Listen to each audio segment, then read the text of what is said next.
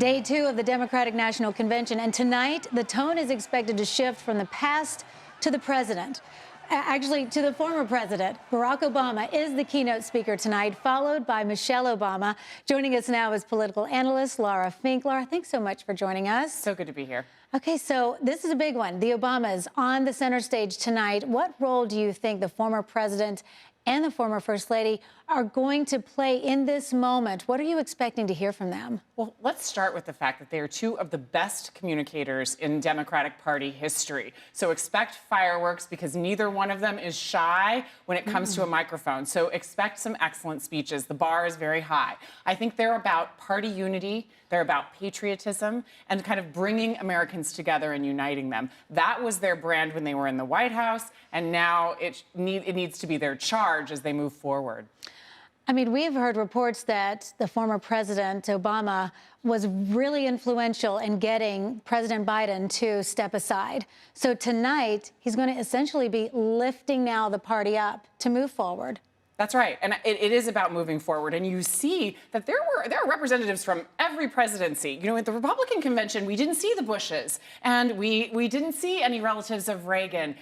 And so it was a little bit different. It's really the party of Trump. The Democratic Party is really a panoply of different voices. And you're going to see those voices represented tonight. And so we have the elder statesman in Barack Obama, who began his career in 2004 when he was like fireworks, dazzled the nation when he was the keynote speaker for John Kerry.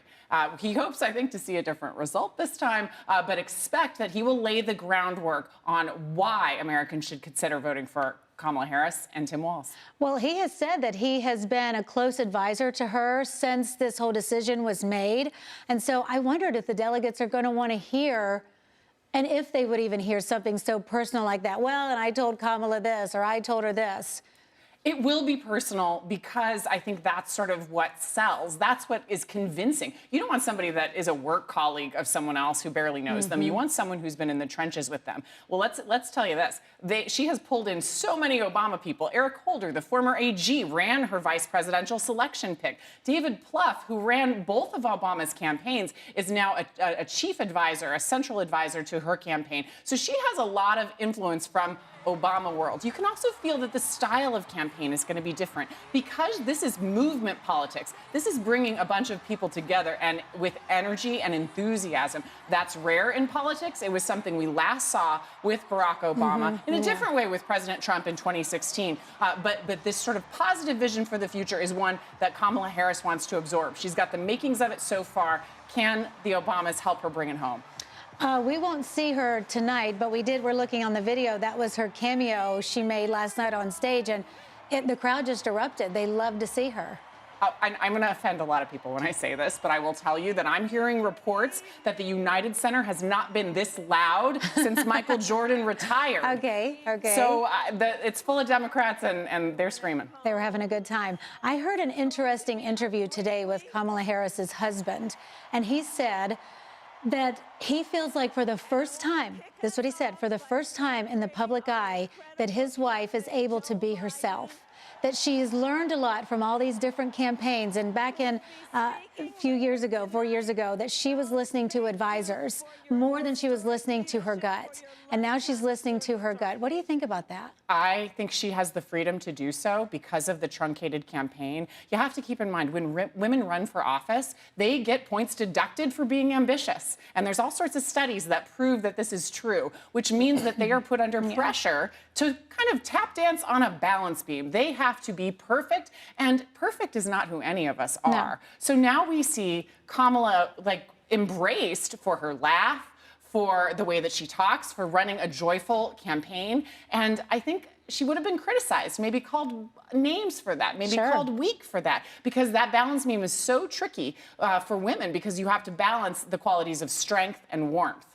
I mean, you know this, you have to do it too. It's like that in every industry, don't you think, girls? I mean, a man can say anything, but a woman might say the same thing and be called a bad name. Well, you know, we have to be likable, and that's a very hard quality to define. And generally speaking, with women in power and influential positions, but particularly, and she's running for the ultimate position of power, that means that we really have to embrace strength, but it's a traditionally male position. We've never seen a woman do this job, so we don't know what it looks like. So you'll see her be critiqued for hair, for all the other things. But in particular, the likability issue was one that thwarted Hillary Clinton. But because the opposition can't define Kamala Harris, and because they don't have years to do so, she has a little bit more room and freedom to be her authentic self. Okay, and that's what we're seeing. And we know the two that are hitting the stage tonight are their authentic selves, the Obamas. So that will be actually fun to watch, whether you didn't like them or you do. I think that's a draw for people. That's right. And it's a whole generation of people that are unfamiliar with the Obamas, which sounds wild, at least if you're my age. But they are going to be getting to know the Obamas through this night and through the campaign to come. Okay, Laura Fink, thanks so much. That was so interesting. We appreciate you. I think we'll hear from you again later. My pleasure. All right, Heather.